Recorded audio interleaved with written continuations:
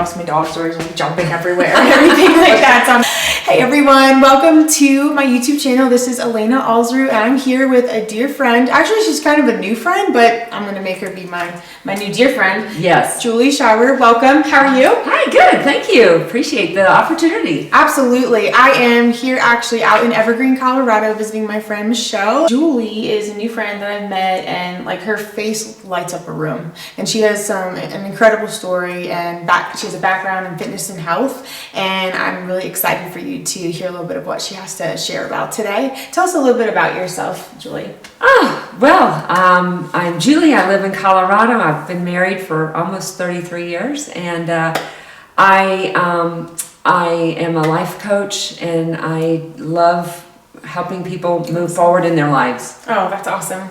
Wonderful. Now, have you always been into fitness and health and nutrition and life coaching, or like how did that all happen for you in your life? Well, I grew up in the deep South, and I learned their ways of eating, so that was definitely a big learning curve. But even in my adulthood, raising my family, I would walk into Costco and go straight to the frozen aisle so I could get the processed foods, because my goal was to get food as fast and as effortless into my family. And the goals of nutrition were not a part of that equation, and so I had a lot to learn, but that changed about 13 years ago. Okay, so why did that change for you? Like, why did you decide to make a change? Well, I would have to say the influence of friends, and if you've met Michelle with Faithful Workouts, if that's part of another conversation that Elena has had, but really meeting really healthy people and just growing in mindset, and then really educating myself. And now I love healthy food. Awesome. It's a lifestyle. That's awesome. And I know, so do you participate in Michelle's workouts, or how long have you been working out yourself? Yes, I would say that for me it changed about 2009, and I started exercising. I started believing I could do it. I started making it a priority, but it's all baby steps. It didn't all happen at once, and the exercise happened for me first, and then the nutrition came later. But just not trying to change everything at once, just little baby steps is how it worked for me. That is such an important thing to remember, like changes, like the small good decisions over time. Now, I think I remember you saying that you were a physical therapist, so you're used to helping people who have dealt with some pretty hard stuff. Yes. Help them walk through that. How long did you work as a physical therapist? Over 20 years I've been a physical therapist, and it's funny, even though I knew physical therapy and a lot of principles of exercise, it doesn't mean, because I know it, doesn't mean I was doing it. Right. So that's such a good point.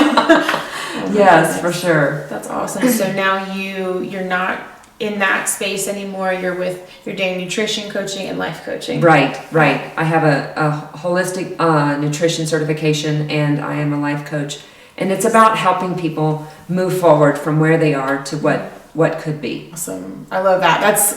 I'm all about that. I know I am.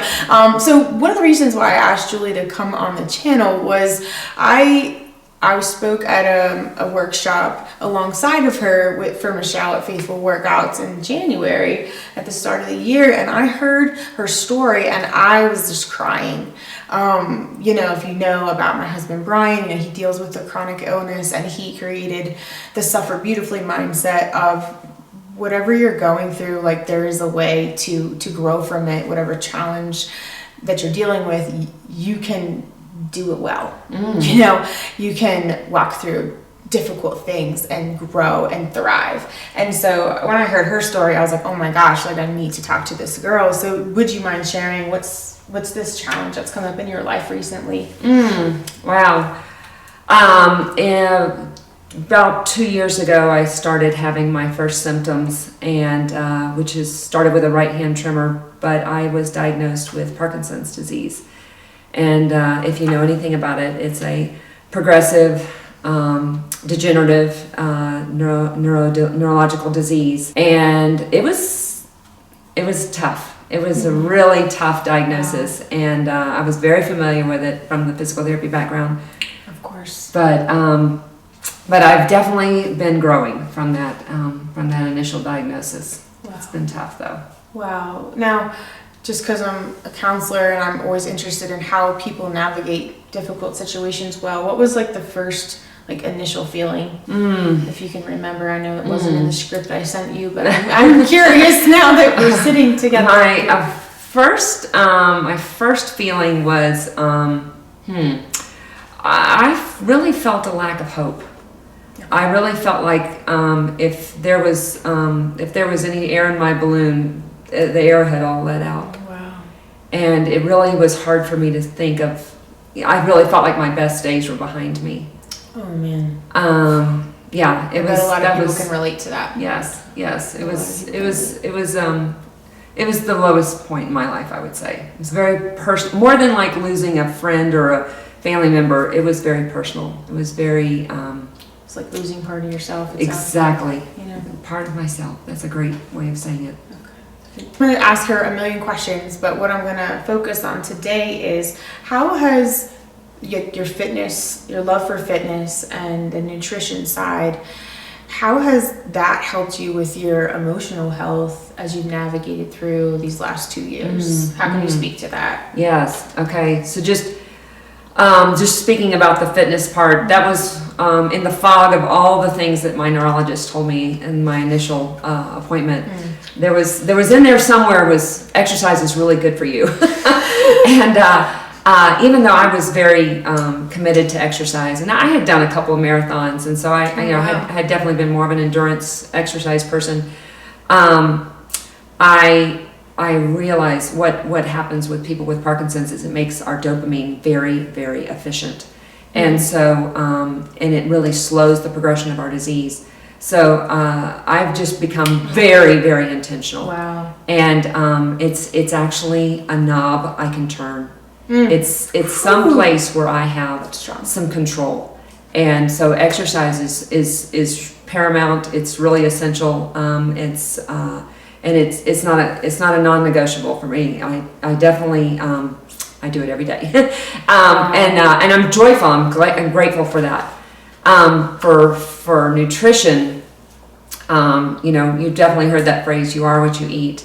Well, it's true. I want to, now that I have this, and it's supposed to not really have a cure. So currently, I know that I'm going to be living this for the rest of my life.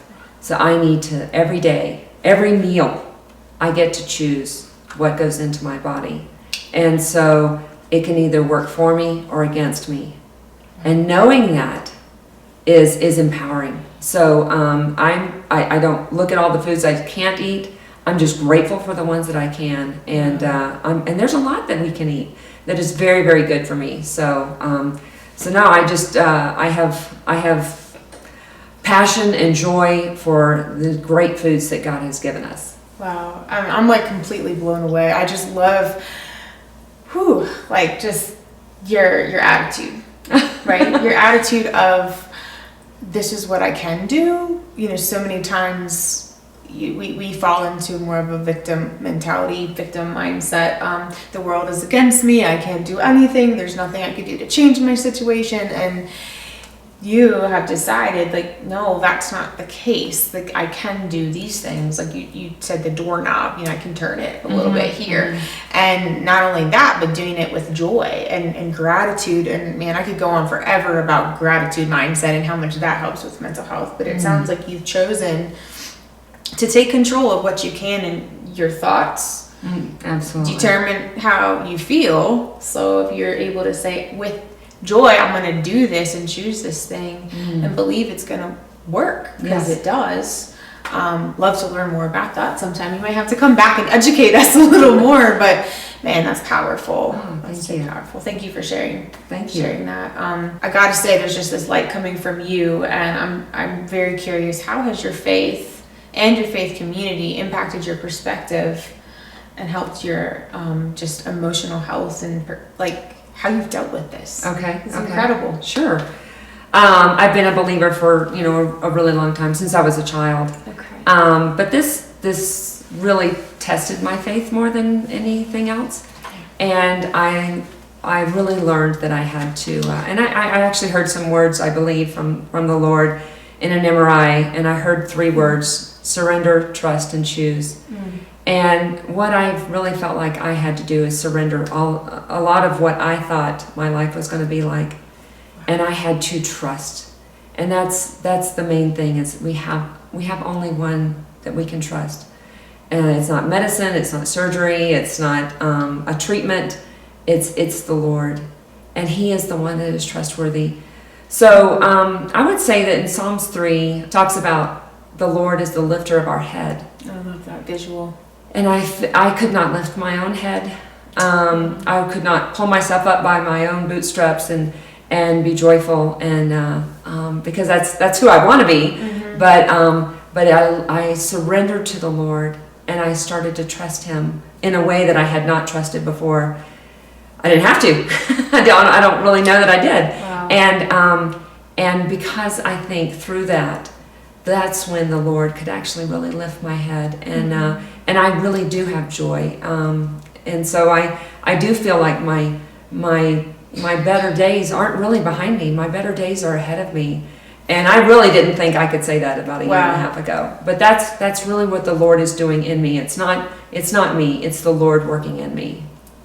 Wow. You're incredible inspiration. And I don't know, hearing your story is so encouraging. And no matter what you're going through, I mean, this is a pretty intense diagnosis. I have a loved one who was just diagnosed as well. So that's also why I was like, wow, I really want to hear about how you're dealing with this, because we can't hide it, it's there. And there's a lot of internal grieving that goes on, and a lot of things. Who has been in your life that has helped lift your head too? Because like you talked about the Lord, and He is the lifter of our heads, and sometimes He does that in the form of people. Yes. Either Jesus with skin on, people. We get to do that for one another. So how has your community done that for you? Absolutely. I have a dear friend who shares my diagnosis, and we have the world's longest coffee breaks, and we talk about the world's strangest things. Anyway, but that has been helpful. It is my friends. When after I was diagnosed, about a day after, and I wasn't really talking to anybody. I was pretty at a rock bottom. Yeah. I received some flowers. And the flowers were beautiful, I'm sure, but I can't even tell you, were they roses, were they lilies? I don't know. I don't remember what the flowers look like. I don't even really remember what they wrote on the card, but I do remember how they signed it. And they signed it, "Your cheerleaders." And I think everyone needs a cheerleader. Having that community around you is so, so important. I was sharing with you a study that was done and on Parkinson's patients, and they studied everything, nutrition, exercise, but they were trying to determine the people that progress the most in this disease, which is not what you want. You don't want fast progression. Are the people that do that are the people that are lonely. Wow. And so having a community, if you're trying to muscle it by yourself, you're not doing yourself any favors. Wow. You really need community, both, and it's not just anyone, it's people that understand your struggles, but also it's people that are fun, but people that have a strong faith in the Lord. And that's where I just feel so blessed. That is such an incredible study, and it just speaks to, it just makes sense. When we're in isolation, we can't grow and we can't share our burdens and struggles with other people. As a counselor, that's one of the first questions I ask people, what's your community like? Do you have any friends? Are you in a support group? Where's your people? And it's sad, but many people don't have that. They don't value it, and they it's hard. You got to share part of yourself that is painful sometimes. And I just love, that's an incredible study, and I didn't know that. So if you're dealing with, if you have Parkinson's, or if you have a medical diagnosis or an emotional diagnosis, we all need people. It doesn't matter who you are. Absolutely. If you stay in isolation, you're gonna stay the same. Absolutely. And like you said, best days are in front of us. So why wouldn't we build up a really good group around us? So wow, thank you for sharing that. Yes. And sometimes those can be in-person communities, or maybe even online. Virtual, yeah. Absolutely. we have more choices than we ever before. No excuse, right? Right. So if you were to leave everyone with a word of hope, and it could be something you already said, but like one thing that could help someone dealing with a difficult challenge, whether it's emotional health or physical health or just a really hard time, what would you say? One word? It could be a word or phrase. Okay. A couple of them. What would you like to leave people with as part of your encouragement? Yes.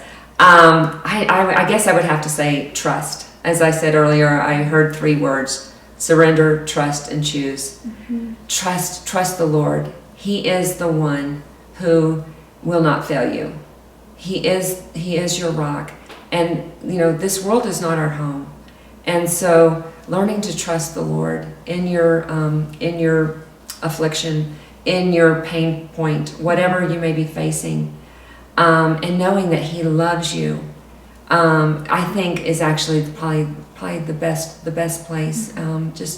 Just if you can put your trust in Him and not in yourself. Mm-hmm. That's beautiful. Thank you so much for sharing such a vulnerable part of your life with us and using it for good for so many people. That's something that I think is incredible, like how your willingness to share something so hard could have the potential to save someone's life, or let them know that they matter and they're not, their pain isn't for nothing. Mm-hmm. There's purpose.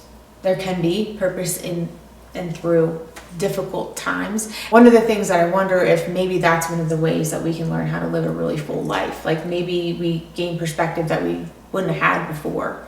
We would have missed out on something. I don't know. Yes. Oh, and you just the full life. That's my favorite verse, John 10:10. He came that we may have life and life to the full. Abundant. Yeah, life to the full. I love that verse. Oh my goodness. Yes, he wants even he knows that we're going to see troubles and trials. But He came that we may have life to the full. Wow. And yes, so. That's a beautiful verse. And, as a counselor, I sit with people in a lot of their grief. And a lot of times when you receive a diagnosis, you're grieving and you're continuing to grieve over a period of time. And so just to be patient with the process, like of part of yourself that's not the same anymore. You guys know the story about my husband, Brian, part of his life is not the same anymore. And it's not fully healed. It's still a daily decision, like she said in the beginning, to use the things that you can control, make the choices you can, and place your trust in God, and don't hibernate, don't try to do it alone, don't isolate. It's incredible to see what could happen with that and how people can help one another. So Julie, how can we find you? I said I live in Colorado, but you can find me on the web for sure. Heartspringcoaching.com. So Heartspring, because I believe that change happens in your heart and you spring forward. So heartspringcoaching.com and or Julie at heartspringcoaching.com. But would be great ways to reach out to me. And if someone knows somebody or if they have Parkinson's, can they reach out to you too? Sure, and plenty, other diseases and conditions as well. But but yes, absolutely. If anybody has questions, I'm done a pretty deep dive on this disease. I can sure help you navigate some things. Happy to help in any way I can. It's awesome. So if you're looking for you or someone you love need a perspective shift, it sounds like you're someone who could really bring encouragement and wisdom and hope to what you're going through in your challenge.